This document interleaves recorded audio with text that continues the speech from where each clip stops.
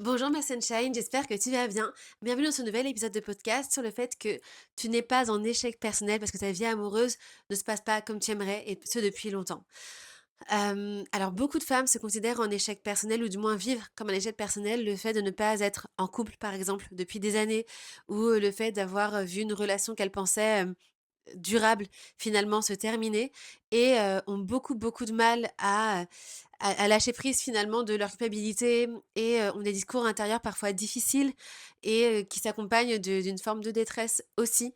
Parce que, bah, pour certaines, pour celles qui, souhaitent devenir maman, et qui ne le sont pas encore ou celles qui le sont déjà mais qui aimeraient l'être encore et que voilà, pour qui, comment dire? La relation amoureuse conditionne cette possibilité-là, du moins pour l'instant, eh bien, c'est particulièrement difficile parce que, bah, la solitude, c'est quelque chose, pourquoi nous ne sommes pas faits. C'est-à-dire que vraiment, l'être humain est un être social. La relation amoureuse est centrale dans nos besoins, même en mettant de côté la procréation, même en étant complètement indépendante financièrement et ainsi de suite, en fait, on a besoin de l'amour. Je t'en parlerai dans un autre, podcast plus en détail. Le fait est déjà que c'est vraiment important de faire la paix avec le fait que tu n'es pas coupable de ta situation et que tu n'as pas à t'en vouloir ou à te parler durement par rapport à tout ça. Je dis ça parce que ce soit parmi les femmes que j'accompagne, même parfois parmi certaines de mes amies, je vois à quel point c'est difficile d'être confrontée à la solitude, au fait de ne pas en être où on voudrait, parfois au désespoir et ainsi de suite. Pourquoi tu en es là? En fait, ce qu'il y a, c'est qu'on nous a pas appris à aimer bien. C'est-à-dire que beaucoup, beaucoup de femmes et de personnes d'ailleurs à titre, général, enfin les hommes également, grandissent dans des foyers où en fait ce que représente l'amour ne fait pas rêver.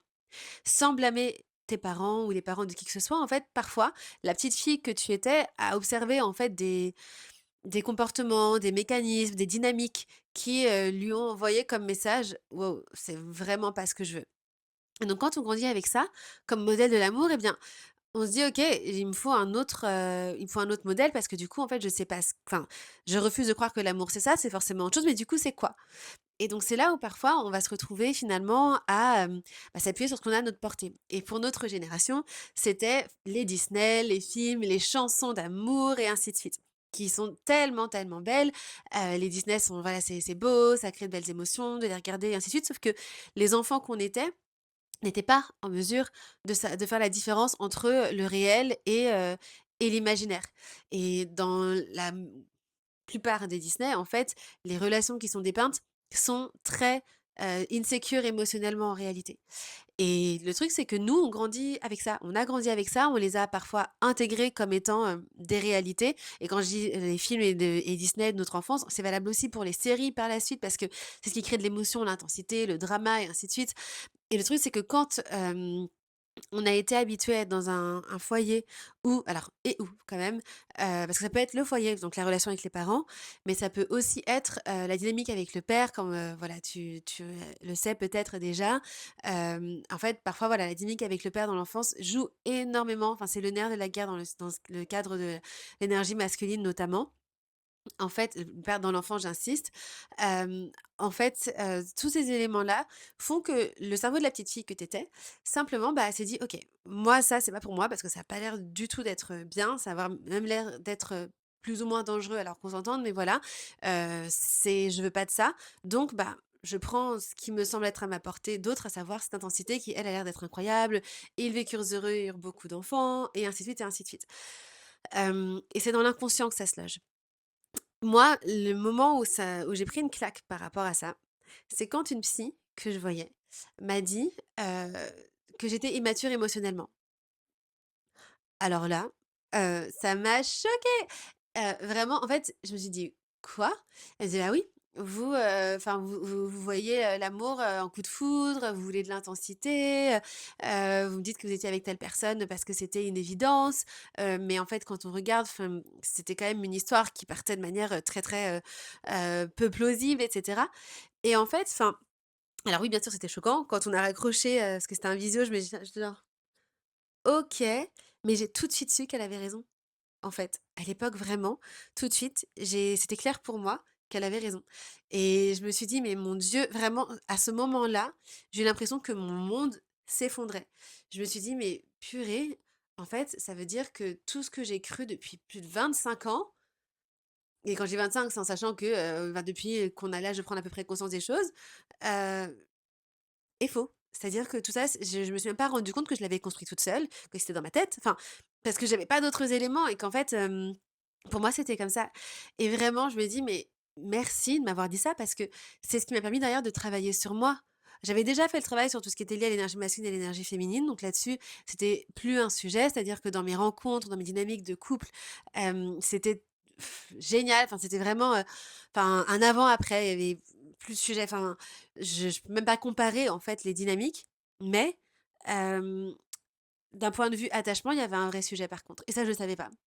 Et le fait qu'elle me dise ça, alors elle, elle a utilisé les termes maturité émotionnelle. En réalité, c'est que j'avais un attachement qui était insécure par mes connaissances complètes finalement de la, de l'attachement en fait, de ce que c'était, de comment ça fonctionnait, de tout ça. Et et en fait, moi je considère qu'à ce niveau-là, elle m'a vraiment sauvée. Le fait qu'elle me mette cette claque m'a sauvée.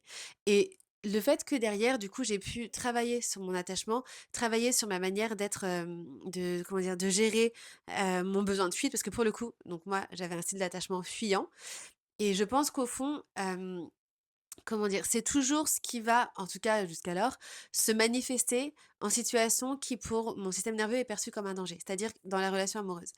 Et donc, parce que j'en ai conscience, ça me permet de ne pas y céder. C'est-à-dire que ça reste, le mécanisme de protection, comment dire? Par défaut, mais j'ai le choix parce que maintenant j'ai compris et j'ai intégré que je n'étais pas obligée de croire tout ce que mon cerveau me dit. Et du coup, en fait, tout ça pour te dire que si tu en es là aujourd'hui, si tu vois qu'en fait dans ta vie amoureuse, tu stagnes, que tu n'as pas réussi à rencontrer d'homme comme tu le voulais, que tu n'as pas réussi à construire comme tu voulais, qu'en fait voilà, il y a un point bloquant, que ce soit parce que tu es célibataire depuis toujours, ou parce que ça fait des années, ou parce que tu viens de quitter une relation dans laquelle vraiment ça n'était pas du tout ça pour toi au final. En fait, sache que tu es le résultat de tes expériences vécues et de tout ce que ton subconscient a emmagasiné d'expériences et de leçons. Et son but, c'est uniquement de te protéger, de te préserver, en fait. Son but, c'est ta survie. Donc, rien de ce que tu as fait n'avait pour but de te faire du mal. Même si parfois tu te dis, oui, mais je me suis auto-sabotée à tel, tel, tel moment. C'est normal que tu puisses faire ces constats-là a posteriori parce que, bah, a posteriori, tu as plus d'informations que ce que tu avais sur le moment. Sur le moment, tu avais juste ta vision des éléments et tu as fait comme tu as pu avec ce que tu avais. Donc, vraiment, je t'encourage à te dédouaner, à te libérer de tout ça, de ce poids-là, et à savoir aussi qu'il y a un après. C'est-à-dire que ce n'est pas parce que tu en es là aujourd'hui, c'est pas parce que tu es à un moment T de ta vie que cela détermine où tu seras demain. Vraiment. C'est pas immuable, en fait. Tu as la capacité, tu as en toi les clés pour pouvoir devenir cette femme que tu veux être, pour pouvoir vivre la vie que tu as envie de mener et créer les relations amoureuses, la relation amoureuse que tu as envie de vivre. Maintenant, effectivement, c'est des choses qui parfois enfin, tu peux avoir besoin d'un coup de pouce. Comme par exemple, ça a été le cas pour moi. C'est-à-dire que je n'aurais pas été capable, même en travaillant en développement personnel depuis des années, je n'aurais pas été capable d'avoir ce recul-là sur moi-même, pour me dire: «Ah oui, je suis, émotionnellement insécure», en fait, parce que, bah, je pensais faire bien. C'était la seule chose, enfin, mon mode d'action était le seul que je connaissais, donc en fait, je constatais forcément que j'arrivais pas où je voulais, donc je me disais: «Bon, il y a peut-être un problème dans ma méthode», mais je savais pas ce que c'était parce que j'avais le nez dedans, en fait. Donc il fallait que quelqu'un d'extérieur me dise: «Bah, voilà ce qui se passe».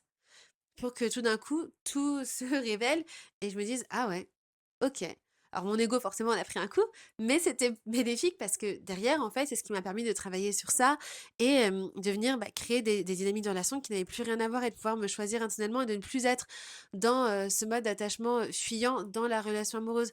En moi, comme je te le disais, ça m'arrive de le sentir. Ça m'est arrivé, tu vois, une situation, de friction dans le couple, de sentir le: «J'ai qu'une envie, c'est de partir». Vraiment. Et de me dire: «Élodie, tu sais que fond, c'est pas ce que tu veux. Là, tu te sens en danger, donc tu as envie de partir parce que ça te submerge et c'est un peu trop. Mais tu es capable de gérer, tout va bien se passer. Au fond, cet homme, tu as envie d'être avec lui, donc respire et ça va aller». Et si j'avais pas fait ce travail sur moi, jamais j'aurais été capable de réagir comme ça. J'aurais dit: «Ah non, mais moi, c'est mort, j'ai pas signé pour souffrir. C'est bon, on arrête tout. Allez hop, je rentre chez moi, terminé. Je me régule dans mon petit coin, tout va très bien et puis on passe à autre chose». Alors que non, c'est pas ce que je veux au final. Donc c'est vraiment important de te pardonner où tu en es, c'est pas de ta faute. Vraiment, tu es le résultat de ce que tu as vécu. Et 2, de te dire que il y a des clés pour avancer. Donc moi, là, je t'ai parlé de mon style d'attachement fuyant parce que, bah, moi, c'est ce que je suis plus. Alors, on a quand même tous un peu d'ambivalence. Donc il y a des moments d'anxiété. Par exemple, quand je te décris le j'ai envie de fuir, c'est quand même de l'anxiété à l'intérieur, ce qu'elle est du coup, pour les personnes qui ont un style d'attachement plutôt fuyant, elle est tellement, comment dire? On ne la supporte tellement pas qu'on se dit: «OK, je vais juste, hop là, on va tout annuler comme ça, ouh, c'est bon, tout va très bien». Hem, Maintenant, tu peux te reconnaître toi davantage dans un mode d'attachement anxieux. C'est-à-dire, un attachement où en fait, quand tu es dans une relation amoureuse et que la personne ne t'écrit pas ou qu'elle prend trop de temps ou qu'elle n'est pas présente ou que ci, que ça, en fait, ça te crée de l'anxiété et tout d'un coup, enfin, voilà, tu veux qu'elle t'appelle, tu veux de la proximité, tu veux être rassuré et ainsi de suite. Poussé à l'extrême, le mode d'attachement anxieux, c'est la dépendance affective. Je te parlerai plus en détail des styles d'attachement ces prochaines semaines. Mais d'ores et déjà, en fait, ce que je tiens à te dire, c'est que tu te reconnaisses dans l'un, dans l'autre ou dans les 2, parce que oui, il y a aussi de l'ambivalence. Certaines femmes, certaines personnes vont, être dans un style d'attachement plutôt fuyant lorsqu'elles sont célibataires, c'est-à-dire avoir des barrières à l'entrée importantes, aller en date comme si elles allaient en entretien de recrutement avec, voilà, une liste de critères et en étant assez fermées et finalement sans jamais être en capacité vraiment de créer de connexion. Parce que, bah, forcément quand on se présente avec, cette attitude, fermée, c'est compliqué de créer de la connexion. On n'est clairement pas dans l'énergie féminine, on n'est pas dans le lâcher prise, on n'est pas dans, dans l'union et dans le fait juste d'être présent. Hem, donc il y a beaucoup de personnes qui vont être dans cette énergie masculine, et dans ce style d'attachement évitant dans la phase de célibat, mais qui, lorsqu'elles rencontrent quelqu'un qui leur plaît, vont basculer dans l'anxiété parce que tout d'un coup c'est: «Bah, maintenant que j'ai cette relation, oh my god, je peux pas la perdre, il faut que ça marche et que nin et ça y est, c'est lui et en plus, et ci et ça et du coup, on bascule dans l'anxiété. Donc c'est possible d'alterner les 2. C'est possible d'être simplement dans l'anxiété un peu tout le temps, dans le, bah, dès que je rencontre un mec et qu'il me plaît un peu, ça y est, je m'accroche et je commence à analyser des choses et je me fais mes petits calculs dans ma tête pour voir si ça peut vraiment marcher entre nous.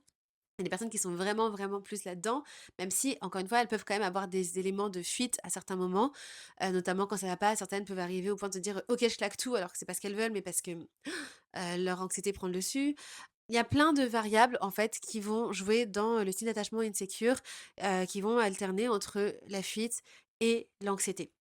Quoi qu'il en soit, quel que soit l'endroit où toi tu te situes actuellement, ce n'est pas de ta faute en fait. Tout ce qui s'est créé là comme ça, en fait, est vraiment le résultat de ce que tu as vécu et de, encore une fois, de ta volonté de te protéger, une volonté qui n'est même pas consciente. Maintenant, aujourd'hui, comme je te le disais, en fait, on a les clés pour pouvoir apaiser ça et pour pouvoir avancer et transformer notre style d'attachement comme on transforme notre énergie masculine, comme on s'en libère surtout pour être dans notre énergie féminine. Et moi, c'est vraiment toute la démarche de mon accompagnement, toute la démarche de ce que je crée, en fait, c'est de nous permettre d'être le plus en paix possible parce que je crois vraiment qu'on est capable d'être des femmes alignées, ancrées, qui se développent, qui sont ont des énergies féminines saines, qui sont alignées avec qui elles sont et qui ont un lien d'attachement qui est sécure, en fait, qui ne sont plus quelque part les victimes de leur propre système nerveux qui cherche à les protéger parce qu'elles ont fait la paix avec ce qui avait créé toutes ces perception du danger dans leur histoire et dans leur construction. Et c'est tout ce que je te souhaite réellement. Alors voilà, j'espère que ce message trouvera écho en toi et apaisera les parts de toi qui peuvent être un peu dures de temps en temps, si jamais il y en a. Et j'ai hâte de te retrouver au prochain épisode. Je fais de gros bisous, ma sunshine, et je te dis à bientôt. Ciao, ciao!